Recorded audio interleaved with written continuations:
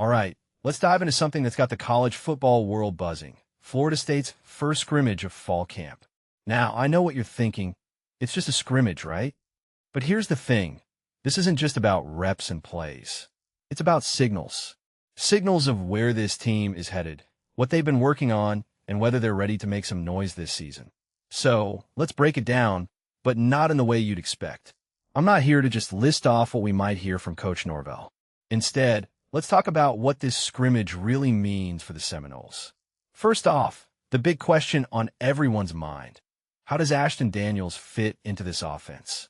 Personally, I think this is where the narrative gets interesting. Daniels isn't your typical quarterback. He's got the legs, sure, but his arm? That's been the question mark. At Auburn, he thrived in quick game concepts, stick routes, RPOs, and those quarterback keepers that kept defenses guessing. But here's the kicker. Florida State isn't Auburn. They've got weapons, like serious weapons, in Duce Robinson and a stacked backfield. So, what makes this really interesting is how Daniels adapts. Is he going to try to be a gunslinger, or will he lean into what he does best? In my opinion, if he sticks to what Norvell is preaching, taking what the defense gives him, making smart decisions, he could be the steady hand this offense needs. But here's the thing. If he starts forcing throws, especially deep ones, that's when the alarm bells go off. What many people don't realize is that Daniel's success isn't just about his stats. It's about how he elevates the guys around him. If you take a step back and think about it, this scrimmage is less about Daniel's highlight reel and more about his ability to manage the game. That's the real story here. Now, let's talk about the running back rotation. This is where things get spicy.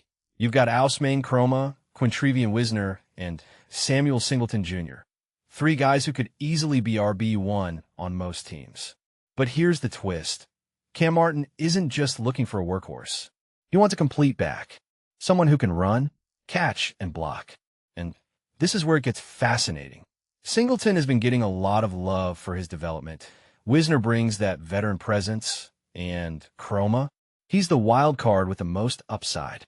What this really suggests is that Florida State isn't just building a running game. They're building a system where any back can step in and thrive. But here's the deeper question. Can they avoid the trap of committee fatigue? Too many cooks in the kitchen can sometimes spoil the broth. Personally, I think the scrimmage will give us a hint about who's taking the lead, but the real test will be how they complement each other. One thing that immediately stands out is how Martin is emphasizing versatility. In today's college football, a back who can't catch or block is a liability.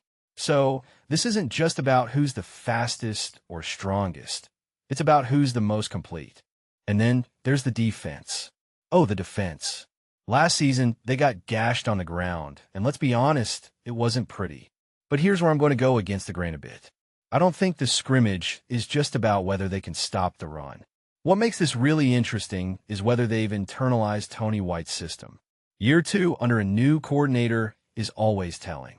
Do the linebackers look more comfortable? Is a defensive line disrupting plays instead of just reacting? In my opinion, the scrimmage is a litmus test for their progress. If they're still getting pushed around, it's not just a red flag, it's a siren. But if they're holding their ground, even against a run-heavy offense, that's a massive win. What many people don't realize is that defense isn't just about talent. It's about trust. Trust in the scheme, trust in your teammates. If you take a step back and think about it, this scrimmage could be the first real indicator of whether this defense is ready to take a leap. A detail I find fascinating is how the linebackers, especially Chris Jones, perform. If they're flying around and making plays, that's a sign that White's system is starting to click. So what's the bigger picture here? This scrimmage isn't just about answering questions. It's about setting the tone. Florida State has a chance to show that they're not just a collection of talented players, but a cohesive unit. Personally, I think the most important thing to watch isn't the stats or the highlights, but the body language. Are they communicating? Are they celebrating each other's successes? That's where you see the culture taking shape. And let's be real, in college football, culture wins games. What this really suggests is that the scrimmage is just the beginning. It's the first chapter in what could be a very interesting story for the Seminoles. This raises a deeper question. Are they ready to turn the page on last season's struggles? Only time will tell, but this scrimmage is the first clue. So, here's my closing thought. Don't get too caught up in the results. Watch how they play, how they react, and how they adapt. That's where the real story is. And if you're a Florida State fan, that's what should give you hope or pause. Either way, it's going to be a season to watch. What do you think? Let me know in the comments below. Are the Seminoles ready to make some noise, or is there still work to be done? Let's keep the conversation going.